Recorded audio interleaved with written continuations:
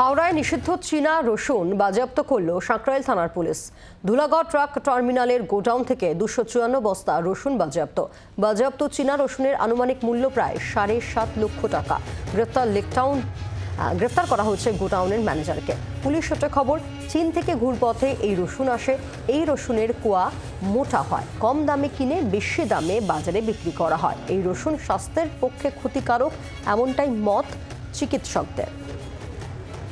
পুরো বিষয়ে জানবো, দেবব্রত ঘোষ রয়েছেন টেলিফোনের প্রতিনিধি। কিভাবে এই পুরো ঘটনার কিনারা করলো পুলিশ? যোগাযোগ বিচ্ছিন্ন হয়ে গিয়েছে, আমরা আবারও যোগাযোগ করার চেষ্টা করছি। হাওড়ায় নিষিদ্ধ চীনা রসুন বাজেয়াপ্ত করলো সাঁকরাইল থানার পুলিশ। ধুলাগড় ট্রাক টার্মিনালের গোডাউন থেকে 254 বস্তা রসুন বাজেয়াপ্ত হয়েছে, যার আনুমানিক মূল্য প্রায় 7.5 লক্ষ টাকা।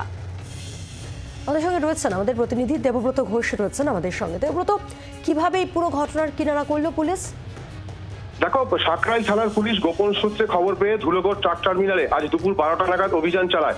পুলিশের কাছে খবর ছিল যে নিষিদ্ধ যে চীনা রসুন, সেই চীনা রসুন বাজারে আসছে এবং ধুলাগড় ট্রাক টার্মিনালে যে গোডাউন রয়েছে অরবিন্দ জয়সওয়ালের গোডাউন, সেখানে তা মজুত করা হয়েছে এবং সেই খবর পেয়ে সেখানে অভিযান চালায় এবং প্রায় 254 বস্তা এই চীনা রসুন, নিষিদ্ধ চীনা রসুন বাজেয়াপ্ত করেছে সাঁকরাইল থানার পুলিশ এবং উপেন্দ্র যাদব নামে ওই গোডাউন ম্যানেজারকে গ্রেপ্তার করা হয়েছে।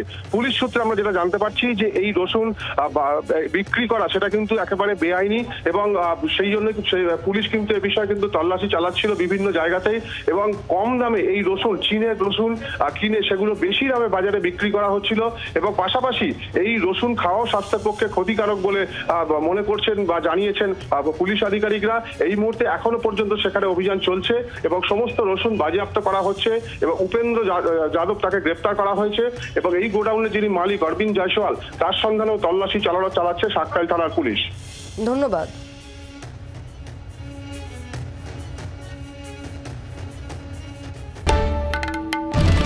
বাংলার আওয়াজ, বাঙালির আবেগ, জি 24 ঘন্টা।